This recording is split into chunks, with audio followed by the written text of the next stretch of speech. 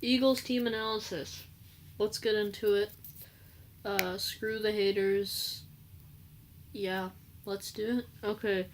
Nick Foles. You can see I put a 12 preemptively. As soon as I thought Eagles, I thought Nick Foles, and I thought of a 12 pretty immediately. If you don't know the rules for this, I rank each position here out of 12. I explained it all in the Patriots team analysis because that's the first one I posted.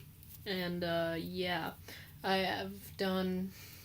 Oh wow, I've done 3 already. Pittsburgh, New England, and Minnesota. So go ahead and check those out once you're done with this one. But yeah, running back, they have the tandem of Blunt and Ajayi, which is, in my opinion, is a pretty nice tandem. They would only have to come behind Gurley, Bell, and Ingram Kamara. So I'm going to put them at a solid 4. Not 34, 4. Wide receivers, I don't really like their wide receivers, to be completely honest.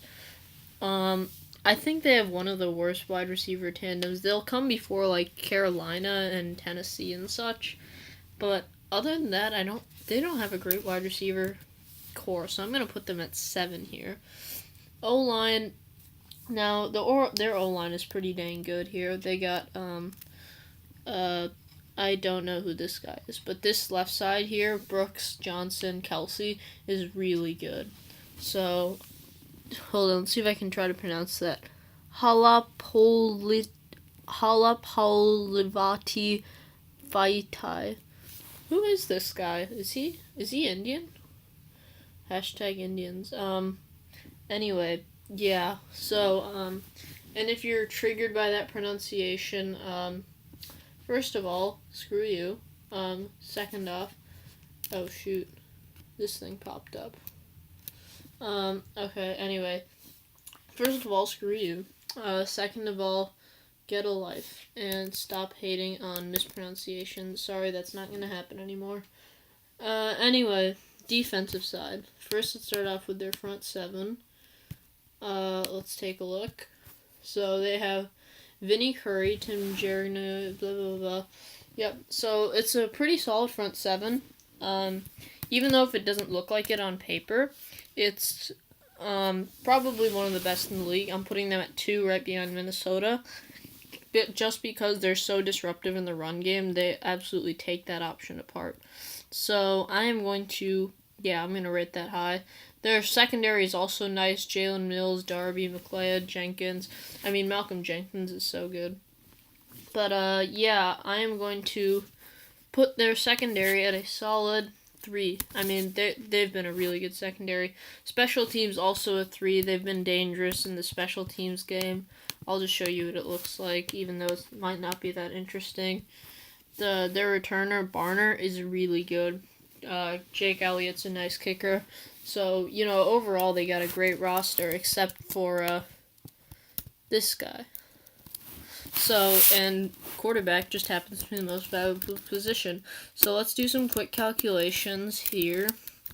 It's 2 plus 3 plus 3, 34 over 7. So that's going to be a solid 4.85. You take into account their coaching staff, 4 at most. But still, that's a solid thing, especially when Nick Foles is your quarterback. Hashtag Foles life. Anyway, so let's check their odds of making the Super Bowl. So Philadelphia would play anyone except for Los Angeles, right? So let's do these calculations. Their odds of beating New Orleans, I would put at that would be a tough game to predict. New Orleans versus Philadelphia. Oh wait, I did it right here. It's at home. I'm going to put 1.5 out of 3 odds. Carolina against Philadelphia, I'm going to put, I would put, to be honest, 2 out of 3 odds. And against Atlanta, another 2 out of 3 odds of beating them.